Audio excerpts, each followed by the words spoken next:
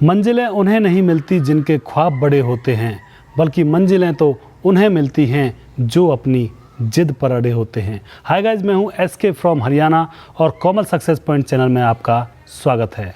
साथियों, जैसा कि आपको पता है, हम हर रोज़ यहां पर एक मोटिवेशनल स्टोरी लेकर आते हैं और आपको मैं वादा करता हूं कि आप मेरे इस छोटे से वीडियो से कुछ ना कुछ अच्छा सीख कर जाएंगे और आपके जीवन में काम आएगा।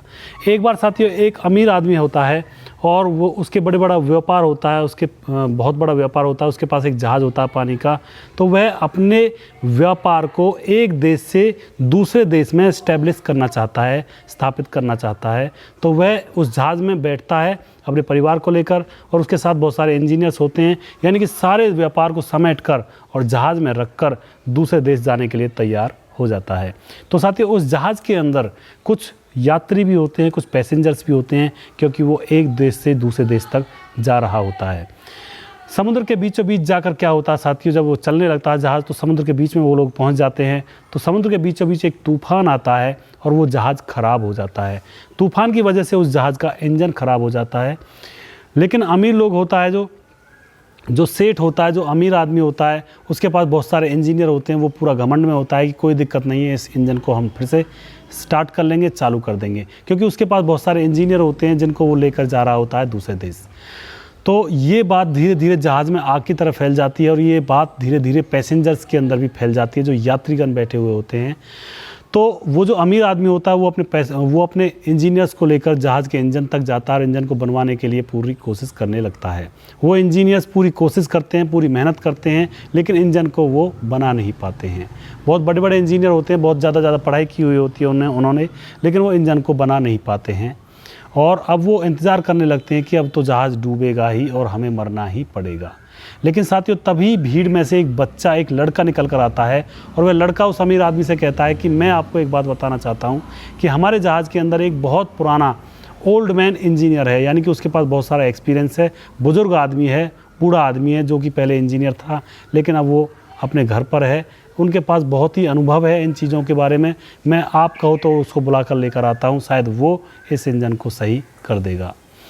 अब जो अमीर आदमी होता है वो हंसता है उसके ऊपर कि वो मेरे पास बहुत बड़े बड़े इंजीनियर हैं, वो बुजुर्ग आदमी क्या कर देगा इसमें आकर। लेकिन फिर भी वो अमीर आदमी कहता है उस लड़के से कि चलो उसको बुला कर ले आओ। बुजुर्ग आदमी वहाँ पे आता है और इंजन की तरफ जाता है। वो बहुत सारे इंजीनियर्स भी होते हैं और वो अमीर आदमी भी होता है और बुजुर्ग आदमी वो आ जाता है और बहुत देर तक उस इंजन को पहले तो देखता है। फिर बहुत देर देखने के बाद वह अपने बैग से एक बहुत बड़ा हथौड़ा निकालता है और उस हथौड़े को इंजन के सिर्फ एक पुर्जे पर उस हथौड़े की बहुत ज़ोर से चोट लगाता है।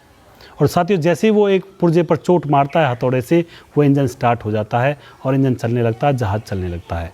वो इंजीनियर्स हक्का बक्का रह जाते हैं, जबकि वो इंजीनियर्स, जब वो बुढ़ा आदमी उस इंजन को देख रहा था तो वो इंजीनियर्स हंस रहे थे कि ये क्या कर लेगा, बुज़ुर्ग आदमी है, जब हमसे ही कुछ नहीं हुआ तो साथियों, वह इंजन चलने लगता है और जहाज़ अपनी मंजिल पर पहुंच जाता है। सभी लोग उतर जाते हैं, सभी लोग अपने अपने घर चले जाते हैं और वह जो बिजनेसमैन होता है वो भी अपने घर चला जाता है, जो विदेश में जहाँ पे वो जाया होता है।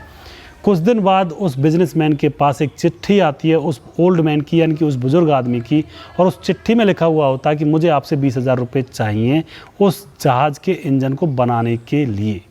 यानी कि उस जहाज़ का जो आपका मैंने इंजन बनाया था उसकी कीमत, यानी कि उसके बदले में मुझे आपसे 20,000 रुपये चाहिए। तभी वो जो अमीर आदमी होता है वो हंसता है, मुस्कुराता है और एक चिट्ठी लिख देता है बुज़ुर्ग आदमी को, और उस चिट्ठी में लिखा हुआ होता है कि 20,000 किस बात के महाराज, बाबा 20,000 रुपये किस बात के, आपने सिर्फ एक हथौड़ा ही तो मारा था। तो फिर उस बुज़ुर्ग आदमी के पास से एक चिट्ठी आती है कुछ दिनों बाद, और उस चिट्ठी में लिखा हुआ होता है कि जो हथौड़ा मारना था, हथौड़ा मारने के 1,000 रुपये और बाकी के जो 19,000 रुपये थे वो मेरे एक्सपीरियंस के लिए, तो इसीलिए टोटल हुए 20,000। आपको 20,000 रुपये मुझे देने हैं।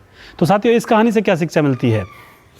इस कहानी से हमें यही शिक्षा मिलती है कि ज़िंदगी में अगर आपने सही दिशा, यानी कि सही डायरेक्शन में प्रयास किया है तो आपको मंजिल ज़रूर मिलेगी। साथियों, हमें सही डायरेक्शन में प्रयास करना चाहिए। हमें अगर किसी भी काम में सफल होना है तो हमें सही डायरेक्शन में प्रयास करना चाहिए, तभी हमें मंजिल मिलती है। अगर हम सही डायरेक्शन में, सही दिशा में प्रयास करते हैं तो हमें मंजिल ज़रूर मिलती है, हम अपनी मंजिल तक ज़रूर पहुँचते हैं। ये बात बहुत ही इम्पोर्टेंट है साथियों।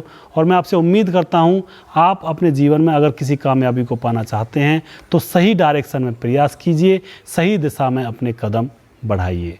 तो साथियों मैं उम्मीद करता हूँ आपको एक छोटी सी स्टोरी, छोटी सी इन्फॉर्मेशन आपको पसंद आई होगी और नेक्स्ट वीडियो में कल फिर लेकर आऊँगा आपके सामने। तब तक के लिए अपना ख्याल रखिए, बीमारी का समय चला हुआ है, खुश रहिए, आबाद रहिए और सावधान रहिए। नेक्स्ट वीडियो में बहुत जल्दी लेकर आऊँगा साथियों, तब तक के लिए धन्यवाद।